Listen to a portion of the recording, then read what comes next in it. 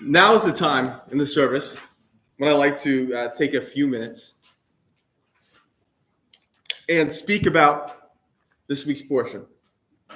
In Judaism, we read part of the Torah every week. So over the course of a year, give or take, we read the entire thing.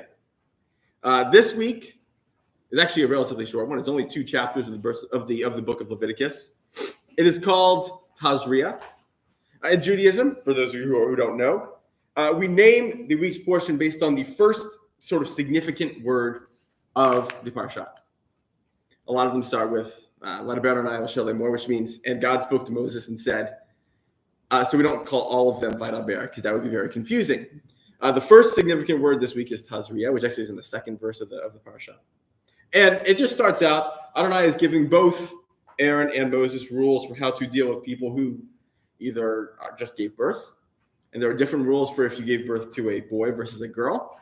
We could dive into that, but we're not going to tonight. And then the second chapter that it talks about is how to deal with people who have what is normally translated as leprosy.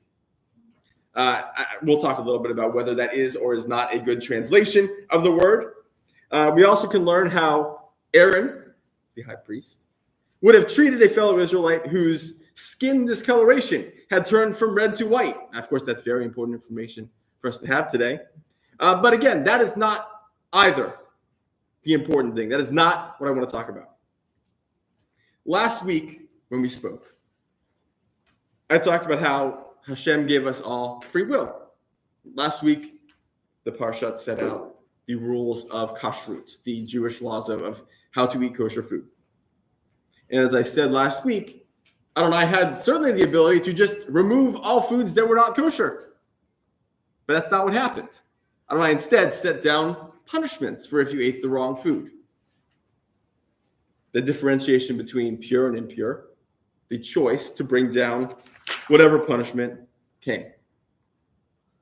This week, we have this sort of same distinction between pure and impure, and I'll talk a little bit about whether I think those are correct terms or not. But the difference here is the people who are afflicted with what they call sa'arat, which, like I said, is translated as leprosy, perhaps erroneously. That's not anybody's fault. I mean, maybe somebody's fault, but it's not the fault of the person who has this disease. And so I find it interesting that, first of all, the Kohanim do not treat these people as, well, for lack of a better word, lepers. They treat them with compassion. Not only that, they physically examine the sick people. They literally lay their hands on those who are ill. They recognize their discomfort and their pain and their anguish. It's here that I think that pure and impure doesn't really make sense. It's an odd translation. Not the only odd translation, certainly.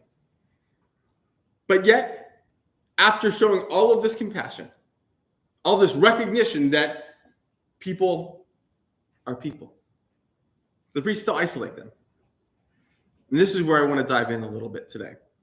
We need to hold in our mind a few, or I guess really 2 contradictory ideas. First is the concept that people afflicted with sa'arat are certainly worthy of compassion. Should not be all that hard. We all know people who are sick or have been sick. I mean, look, we just came through a pandemic that I don't think anybody in this room was untouched by. Either you got sick yourself and had to quarantine, or you know someone who did. But the other thing we have to hold in our heads simultaneously is that people, at least in this context, do not live alone. They live in a community. And in this context, an infection that's spread throughout the community could be deadly. So how do we balance the needs of both of these things? How do we keep them both in our minds at the same time? We know, for example, what the Torah says. We know that the Torah says that those whom Aaron confirmed to have sa'arat were quarantined from the community for a set period of time, and it's different based on if there are hairs growing out of the affliction, and different based on if it is white or red. And you can certainly read Leviticus chapter 13 if that is interesting to you. That is not really what we're here to talk about tonight. But after that set period of time, theoretically, they're allowed back in. One of the things that I love about our religion and about the ways in which we discuss our holy books is that two people, can look at the exact same text and come to diametrically opposed positions on it. And neither person is wrong. I mean, I'm right, but neither person is wrong necessarily. I was reading as I was preparing for today, a rabbi who I follow somewhere online, read this Parashat as the idea that we are bringing people back in. The idea of the importance of community.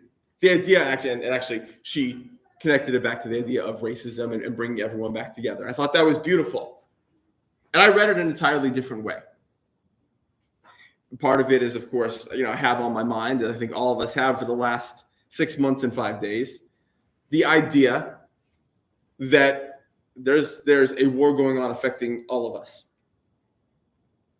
And I started to think about the way in which this war in Gaza has affected our community, has affected each of us as individuals, of course, how it affected me as an individual.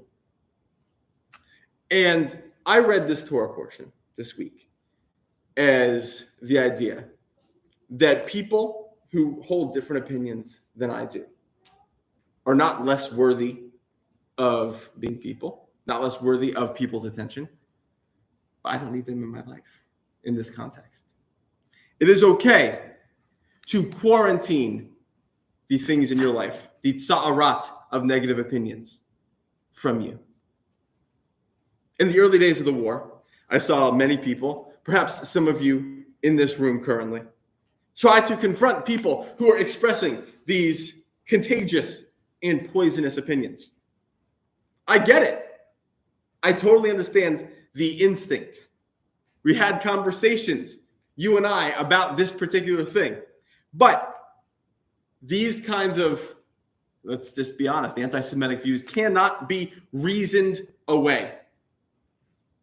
It is immensely difficult to educate away hatred. And yes, it has happened. Everyone's going to come back at me and say, Jeff, no, this is what does happen. It's not usually worth the potential collateral damage or defining community, whether it's for yourself, your family, Hillel, UCF, the religious communities of UCF, alumni of UCF, children of alumni of UCF, who I think are somewhere running around outside.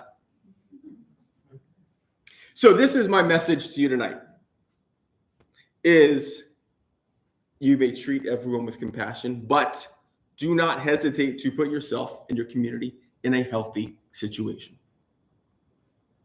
You can maintain love for people with whom you disagree, but there is no requirement that you have to continue listening to them. As my son Mason would say, there's no law about it. And if a 6-year-old can understand that, I am sure you can too. Shabbat Shalom. May this be a Shabbat of rest, peace, and comfort. We'll turn please to page 12